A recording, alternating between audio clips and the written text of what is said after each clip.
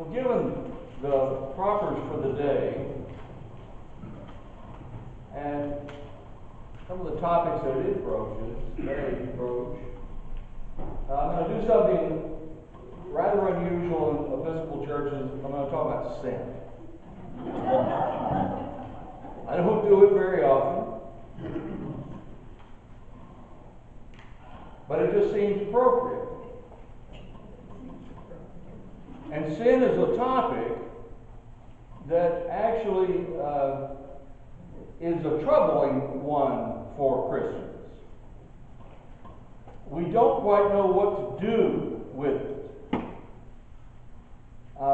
There's an awful lot of attention being paid to sin, usually other people's sin. But it's not something that we exactly know how to deal with, because there's this real double message that we're getting. What I see in the scriptures here, there's this quote attributed to Jesus in the Gospel of Luke, that repentance and forgiveness of sins is to be proclaimed in His name to all nations. So what is the problem? Forgiveness of sin has been proclaimed to all nations. We are forgiven. That's the good news. We are forgiven. There's no asterisk there that says, having received absolution from a priest. It doesn't say, as long as you're baptized. It doesn't say anything except that sins have been forgiven.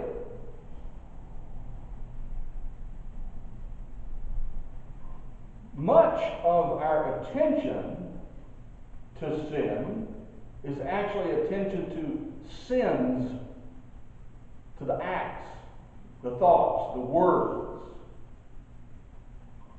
But those, I think, are very culturally and temporally defined. I could probably go through here and check the labels on your clothes, and if they say that there is a cotton blend that your clothes are made from, you're a sinner. And that's an important sin in the Levitical law. No clothes are to be worn that are a combination of various materials. How many of you here eat pork?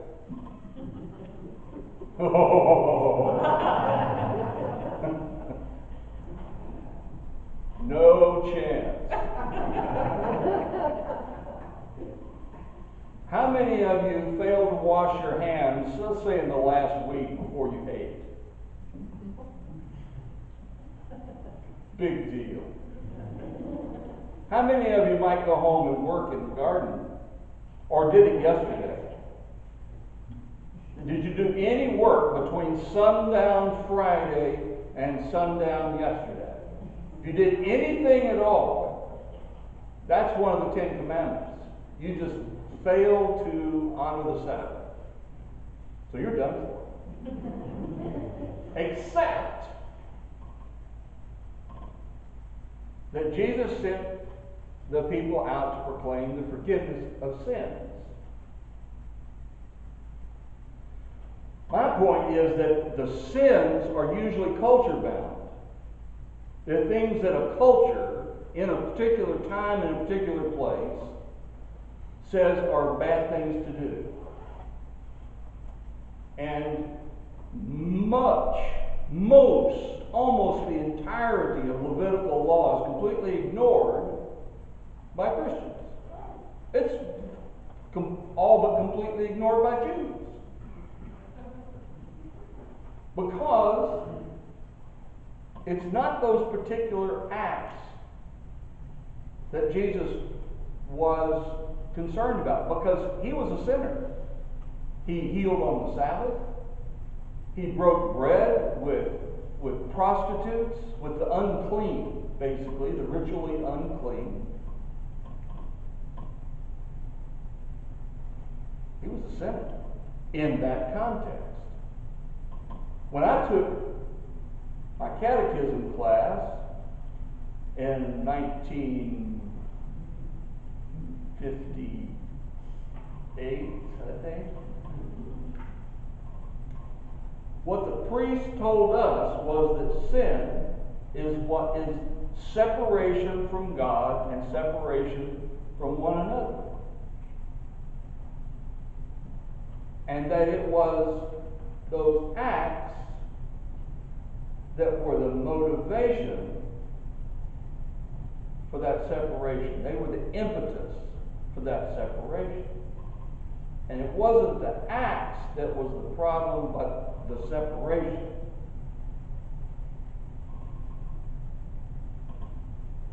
And I have come to understand that that separation is mainly from us holding on to the act. You know, carrying guilt. If we're carrying guilt, we are not accepting forgiveness, whether it's from the other person or from God or from ourselves.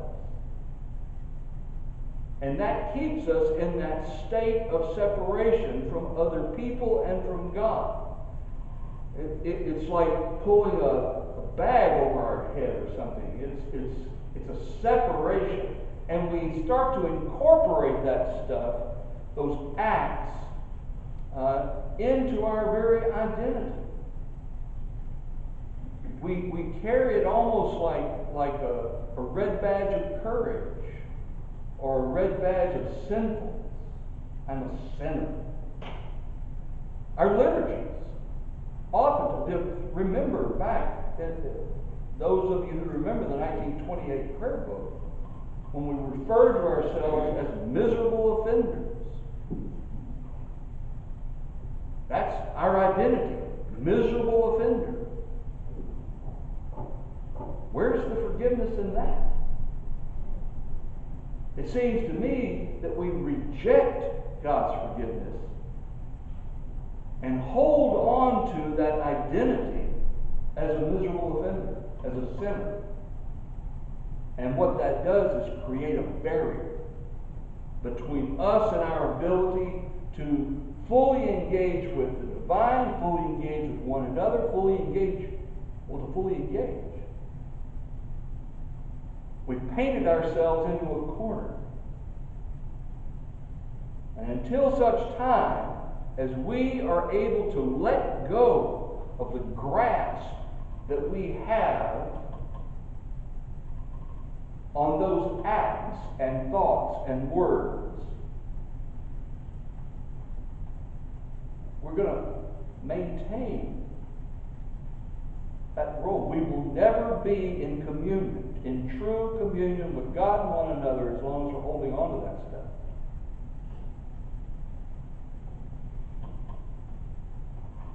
In 1986, there was a film called The Mission. I highly recommend it, because it seems to me that it really addresses much of what I'm talking about here. It features Jeremy Irons, Robert De Niro, Aidan Quinn, and a host of others. And it's set in South America in probably the early 1700s. Jeremy Irons is a Jesuit missionary. This is a true story, by the way. He's a Jesuit missionary, and he works with the Guarani tribes that are in a high plateau.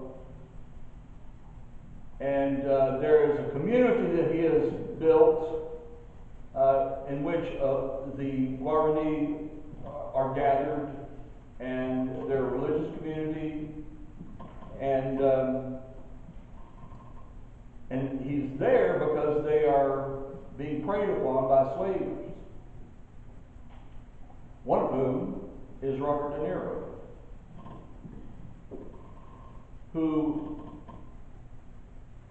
whose brother, played by Aidan Quinn, is more of a poet than a slaver.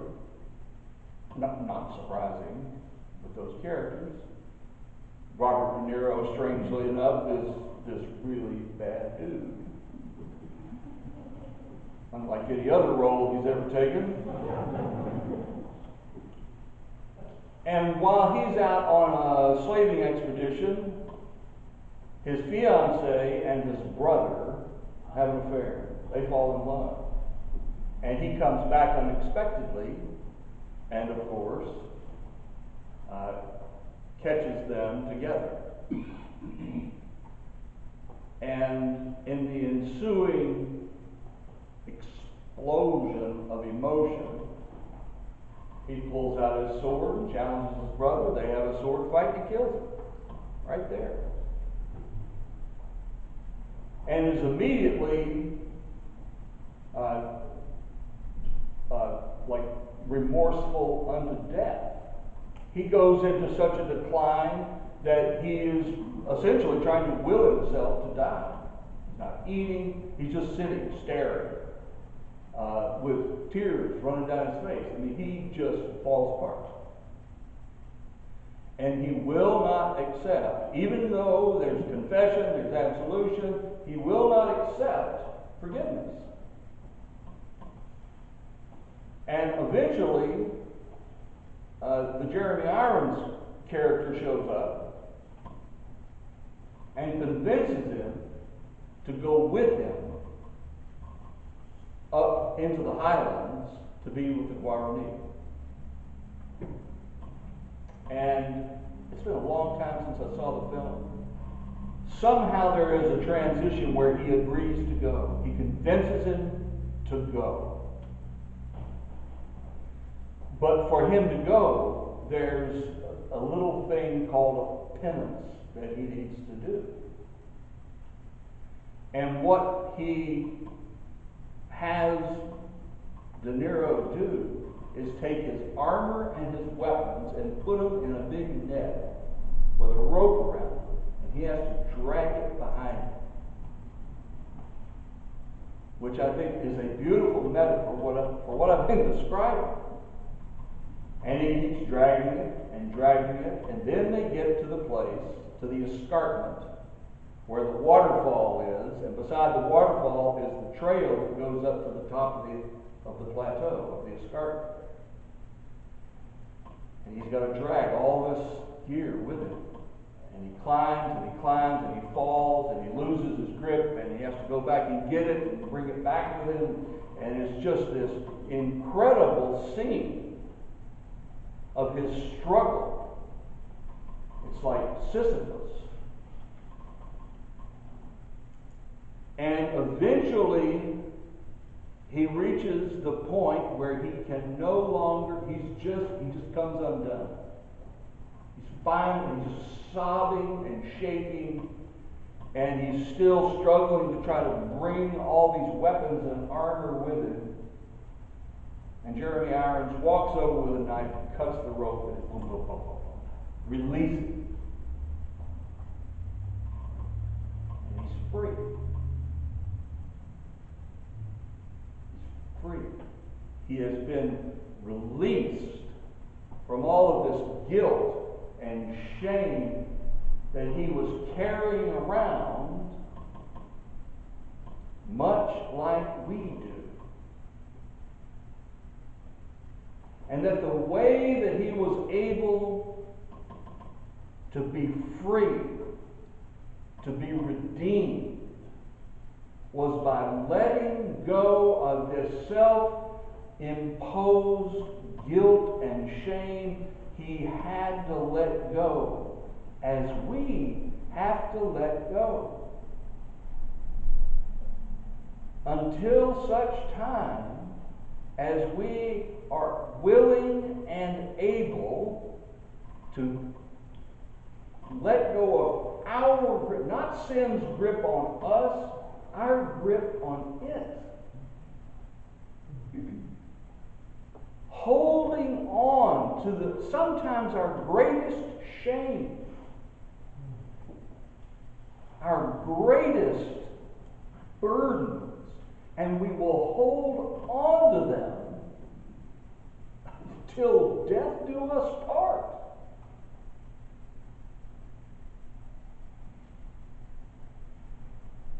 And all the while that we're carrying this stuff around, God has long since forgiven us. And we're worried about hell. We're creating it right here. By holding on to that sin, holding on to that blame, holding on to that guilt. Long since God has forgiven us.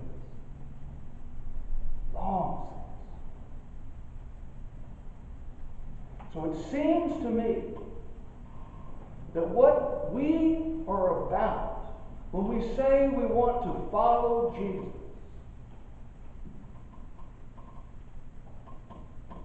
we don't know what we're going to be like until we see Him. And we can't see Him as long as we're, as it says here, as long as we're in this shroud of guilt and shame.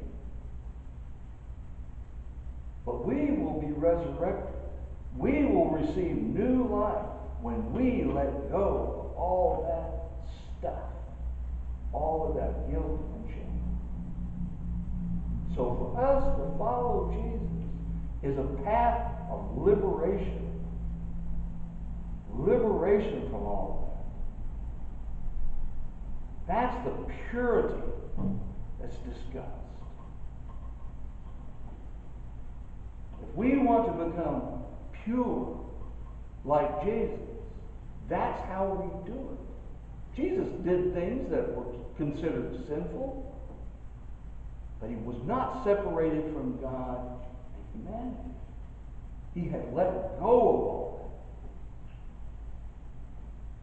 that. If we're to follow Him, that's our path. That's how we become free, liberated, to truly become who God intends us to be, not who we are as the accumulation of all of our guilts and shames and sins. That's the redemption. That's the freedom. That's being saved. And God still forgives us for our inability to do that. And wants us to keep at it. To keep working at it.